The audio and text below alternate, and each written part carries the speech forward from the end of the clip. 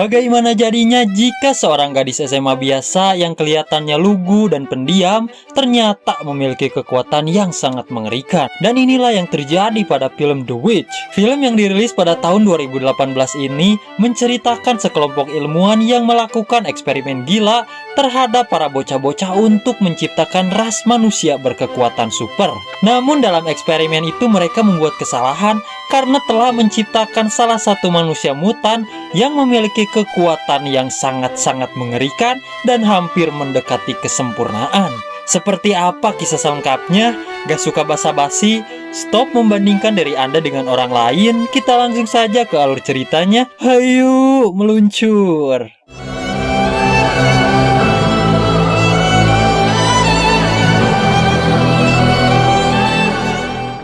Kisah dimulai dengan memperlihatkan foto dari beberapa bocil yang dijadikan alat percobaan pada masa lalu, yaitu dijadikan sebuah eksperimen untuk menciptakan manusia biasa menjadi makhluk mutan dengan kekuatan yang luar biasa. Adegan lalu beralih kepada seorang dokter bernama Beck yang mendatangi laboratorium tempat terjadinya pembantaian. Sementara dua bocah yang menjadi subjek eksperimen manusia super berhasil melarikan diri dari tempat eksperimen dan sedang dilakukan pengejaran oleh anak buah Dr. Beck. Setelah kukurusukan mencari cukup lama, akhirnya anak buah Dr. Beck berhasil menangkap salah satu bocah laki-laki. Sedangkan si bocah yang satunya lagi berhasil melarikan diri dengan luka yang cukup parah. Dr. Beck kemudian memerintahkan tangan kanannya yang bernama Choi untuk melapor ke kantor pusat bahwa bocah perempuan yang berhasil lolos berstatus nonaktif. Sebab Dr. Beck yakin jika bocah perempuan itu akan mati dalam pelariannya. Di sebuah desa yang tak jauh dari laboratorium, seorang peternak bernama Pak Go menemukan si bocah perempuan tadi dalam keadaan tak sadarkan diri. Pak Go bersama istrinya, kita panggil saja BH, memeriksakan keadaan si bocah. Dan si dokter mengatakan jika si bocah masih hidup, akan tetapi kepalanya terluka yang membuat si bocah mengalami kehilangan ingatannya. Dan berhubung BH serta Pak Go telah kehilangan anak-anaknya, mereka pun memutuskan untuk mengadopsi si bocah perempuan itu dan memberinya nama Jae-yoon. 10 tahun kemudian, Jae-yoon kini tumbuh menjadi gadis remaja cantik, imut, dan uhuy, serta menjalani kehidupan normal tanpa mengingat masa lalunya yang kelam. Dan untuk memenuhi kebutuhan pakan sapi milik ayahnya, Jae-yoon terpaksa ngutang ke toko material sebab keadaan ekonomi orang tuanya yang sedang sulit, ditambah dengan harga daging sapi yang sangat murah dan kalah saing dengan maraknya daging bancet di pasaran.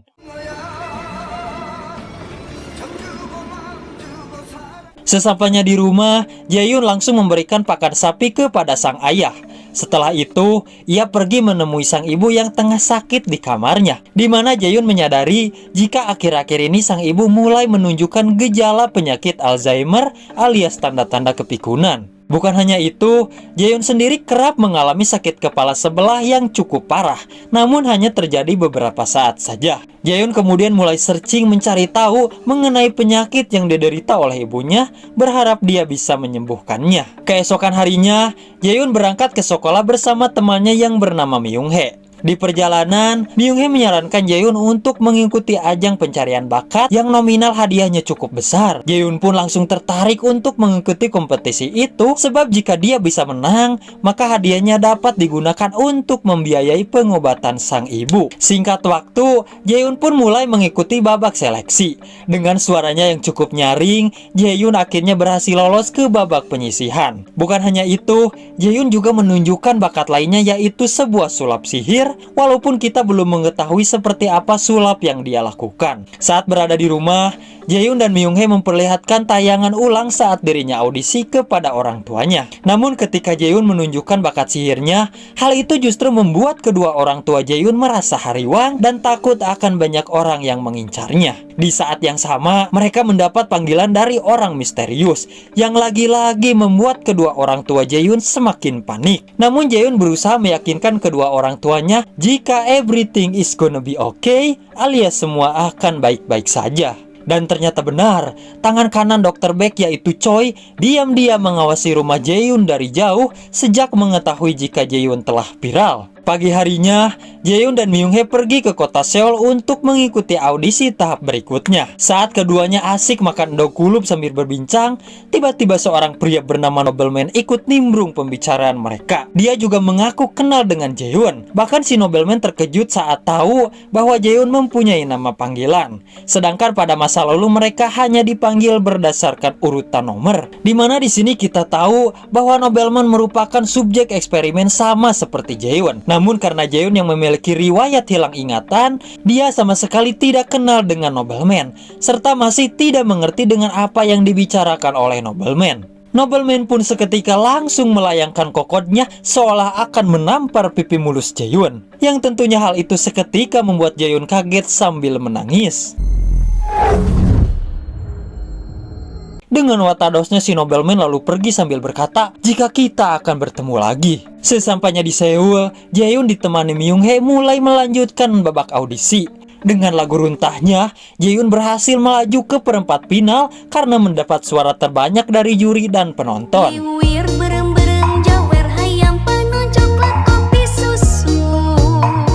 Saat keluar dari studio, Jaehyun kembali merasakan penyakit migrasinya yang semakin parah. Bahkan kali ini Jaehyun sampai mimisan. Sebelumnya Jaehyun sudah mengecek penyakitnya kepada Pak Mantri, di mana dalam kurun waktu 3 bulan, penyakit Jaehyun ini bisa mengancam nyawanya. Dan satu-satunya cara untuk menyelamatkannya yaitu transplantasi sumsum tulang orang tua biologis Jaehyun alias orang yang menciptakan Jaehyun. Di sisi lain, Dr. Baek yang mulai menua melihat pertunjukan Jaehyun di televisi, di mana dirinya sangat senang sebab hasil eksperimen terbaiknya masih hidup dan akhirnya berhasil ditemukan. Kembali pada Jaehyun dan Myung-hae yang akan bergegas pulang, mereka tiba-tiba didatangi oleh anak buah Dr. Baek yang akan menculik Jaehyun. Namun beruntung rombongan anak-anak SD datang, sehingga hal itu dimanfaatkan oleh Myung-hae dan Jaehyun untuk lari dan terhindar dari pencobaan penculikan. Saat tiba di desa, Myung-hae kemudian menelepon ayahnya yang bernama Pak Do untuk menjemput mereka. Namun tak lama, si Nobleman muncul kemudian mengancam Jaehyun jika dirinya akan menghabisi kedua orang tua Jaehyun. Mendengar itu, Jaehyun langsung meminta Myung-hae untuk menyuruh Pak Do agar secepatnya datang ke rumah Jaehyun. Pak Do yang sudah sampai di kediaman Jaehyun lalu memberhentikan mobil Nobleman dan rekan-rekannya yang terdiri dari si Deden dan si Ulen. Tak berselang lama, Jaehyun dan Myung-hae akhirnya sampai. Namun mereka tidak melihat siapapun dan hanya melihat mobil polisi saja. Merasa khawatir dan panik, Jaehyun pun segera berlari ke dalam rumah dan semuanya baik-baik saja. Di mana sang ayah tengah asik bermain gapleh bersama Pak Do. Sebelum pulang, Pak Do memberitahu pada Jaehyun jika tadi ada beberapa muda-mudi yang mencurigakan serta menduga bahwa mereka berasal dari luar negeri. Namun Jaehyun mengatakan jika dirinya sama sekali tidak mengenali mereka. Di sisi lain, Nobleman dan circle-nya mendatangi rumah seorang profesor serta mereka juga telah membunuh istri dan anak si profesor. Dan alasan mereka melakukan itu sebab si profesor ini menolak bekerja sama dengan Dr. Baek. Dimana dari sini kita tahu bahwa si Nobleman ini bekerja untuk Dr. Baek. Belum puas membunuh anak dan istri si profesor, mereka pun membunuh sang profesor dengan sangat kejam.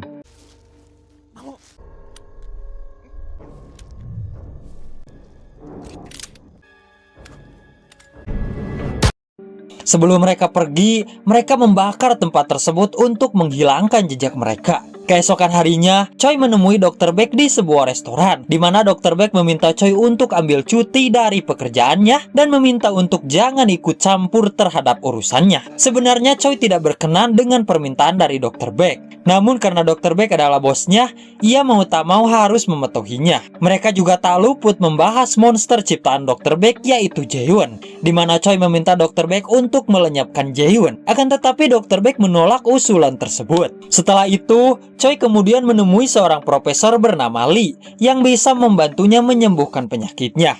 Dan diketahui jika Choi ini menderita penyakit singsiremen di tangannya. Keduanya lalu berencana menghabisi Jaehyun karena dengan kepala Jaehyun mereka bisa menyembuhkan penyakit yang diderita oleh Choi. Malam harinya, Jaehyun terbangun sebab mengalami mimpi tentang masa kecilnya. Jaehyun juga mulai merasakan kesakitan di kepalanya yang semakin menjadi-jadi. Bersamaan dengan itu, anak buah Dr. Baek mulai seseleket menyelinap masuk ke rumah Jaehyun, lalu mengancam ibu Jaehyun dengan senjata. Menyadari hal tersebut, Jaehyun pun segera mengeceknya. Namun Jaehyun langsung ditodongkan senjata oleh anak buah Dr. Baek. Begitu juga dengan Myung-hae yang sedang menginap di rumahnya. Lalu si pria yang tadi mencoba menculik Jaehyun datang dan mengungkapkan jika dulu dirinya hampir dihabisi oleh Jaehyun yang dijuluki si penyihir bocil. Namun Jaehyun tetap kekeh bahwa dirinya tidak mengenalnya serta tak mengingat kejadian apapun tentang mereka. Jaehyun juga memohon kepada mereka agar melepaskannya. Hingga ketika salah satu pria melukai Myung-hae dengan pisaunya,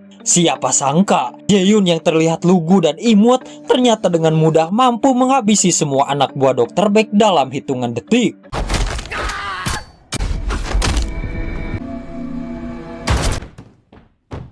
Tak lama, si nobleman datang dan sangat kagum dengan kemampuan yang dimiliki oleh Jaehyun. Nobleman lalu menjelaskan jika sedari awal Jaehyun memang diciptakan spesial dan berbeda dari yang lain. Bukan hanya itu, Jaehyun yang selalu unggul dalam hal apapun di sekolah membuktikan bahwa Jaehyun bukanlah manusia biasa.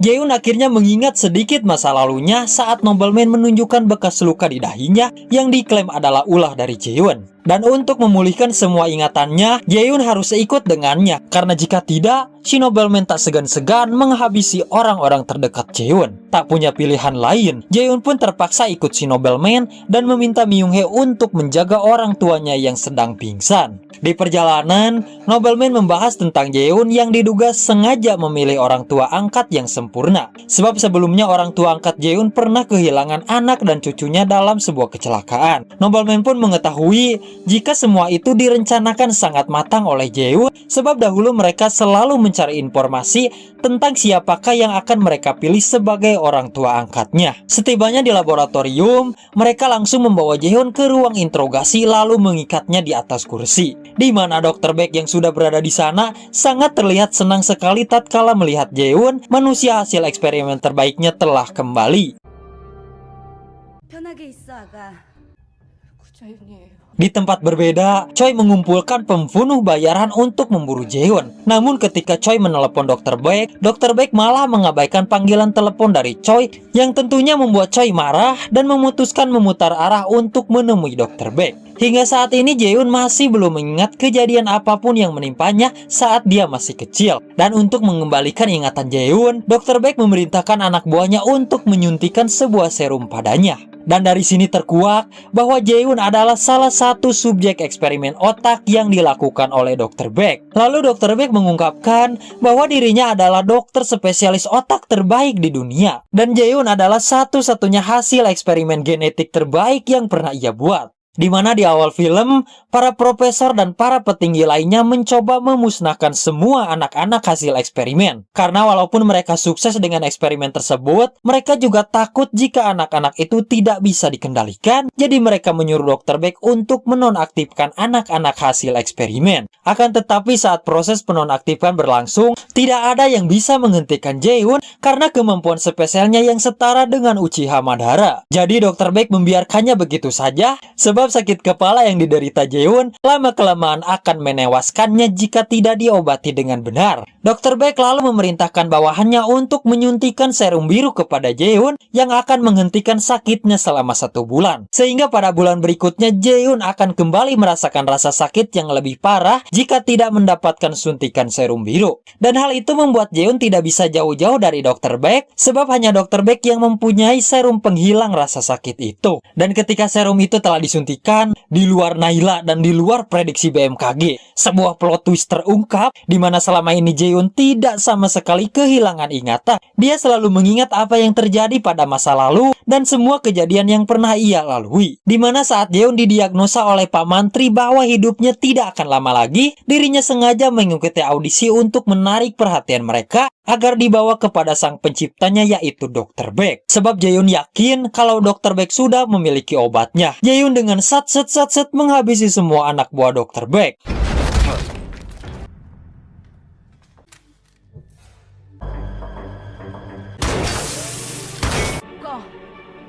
Jaehyun yang berhasil kabur dari asap pelumpuh saraf lewat plafon langsung menghadap Dr. Baek.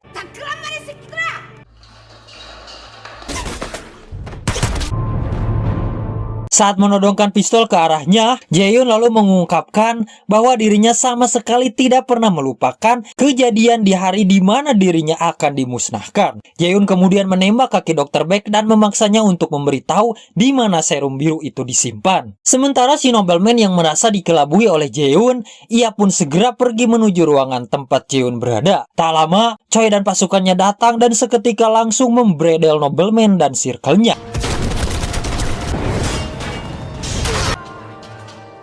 Dan terkuak jika nobleman adalah anak laki-laki yang berhasil ditangkap saat di awal film. Dua kelompok itu akhirnya saling baku tembak dan bertarung menggunakan skillnya untuk saling bunuh. Hingga rekan nobleman yaitu si Ulen mulai menunjukkan kebolehannya dengan membabat habis semua pasukan si Choi. Sementara nobleman yang menemukan keberadaan Jaehyun langsung menampol Jaehyun hingga terpental. Nobleman dengan polontongnya mengajak Baekwan Jaehyun dan merasa dirinya sudah sangat OP. Tanpa banyak cocot, Jaehyun pun menerima tantangan itu.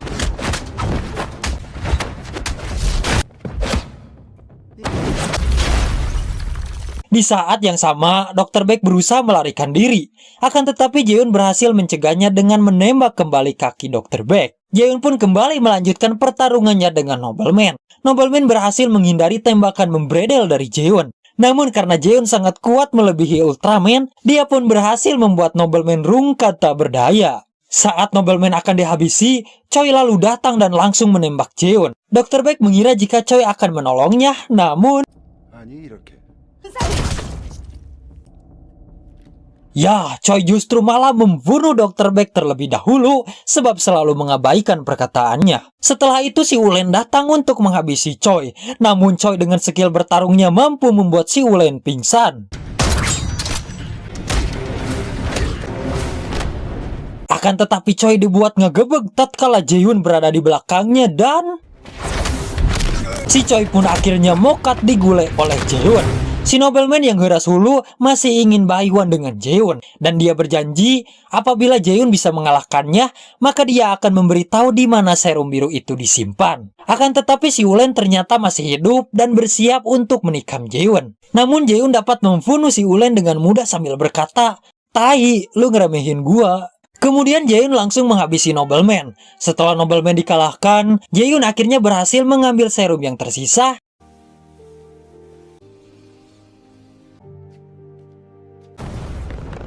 Jaehyun kemudian pergi ke rumah sakit untuk menjenguk sang ibu. Sesampainya di sana, Jaehyun lalu memberikan serum itu kepada sang ayah untuk mencegah penyebaran demensia yang diderita oleh ibunya. Sedangkan Jaehyun hanya membawa 2 serum untuk dirinya. Sebelum Jaehyun pergi, si ayah mengungkapkan bahwa dirinya merasa menyesal telah mengadopsi Jaehyun dan membesarkan seorang penyihir. Namun si ibu terus meyakinkannya bahwa apabila mereka membesarkan Jaehyun dengan penuh cinta, maka di masa yang akan datang, Jaehyun pasti akan menjadi anak yang baik, soleha, dan peduli terhadap sesama. Mendengar itu, Jaehyun pun pergi dan berjanji bahwa dirinya akan kembali lagi apapun keadaannya. Jaehyun juga sempat berpamitan dengan Myung-hye si bestie dari luar gedung rumah sakit.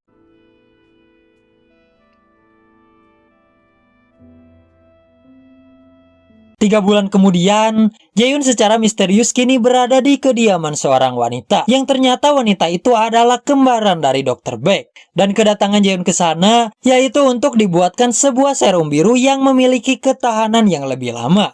Tak lama, datanglah seorang wanita yang memiliki banyak bekas luka di wajahnya. Jaehyun dengan santuy mengancam, jika wanita itu berani menyentuhnya, maka kugorok anumu. Dan film pun bersambung. Pelajaran yang bisa kita ambil dari film ini, marahnya seorang pendiam ternyata lebih mengerikan dari apa yang kalian duga. Dan itulah rangkuman alur cerita film The Witch Part 1.